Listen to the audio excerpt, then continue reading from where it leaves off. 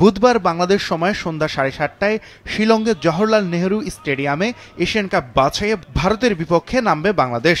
হামজা চৌধুরী বাংলাদেশ দলে অন্তর্ভুক্তি আর ভারতের হয়ে সুনীল ছেত্রী অবসর ভেঙে ফিরে আসা এ ম্যাচ নিয়ে ফুটবল প্রেমীদের উন্মাদনা এখন তুঙ্গে।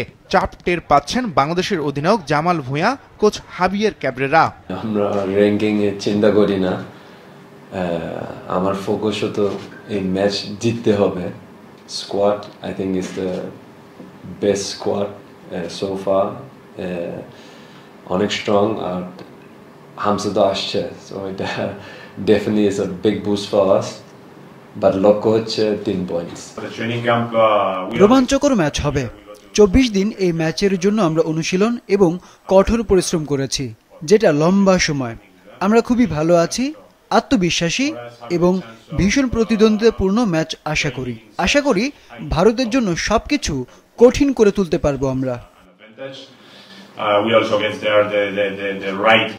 5 দিন আগে মালদ্বীপকে হারিয়ে 489 দিনে জয় খরা কাটিয়েছে স্বাগতিক ভারত।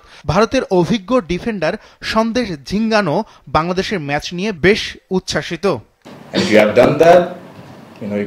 যখনই আমরা বাংলাদেশের মুখোমুখি হই, আমরা জানি এমন একটা ম্যাচ হতে যাচ্ছে যেখানে অনেক আবেগ মিশে থাকে। লড়াই কিছুটা কঠিন হলেও তাদের থেকে আমাদের ফুটবল এগিয়ে। অধিকাংশ সময় আমরাই তাদেরকে টপকে সাফল্য পেয়েছি।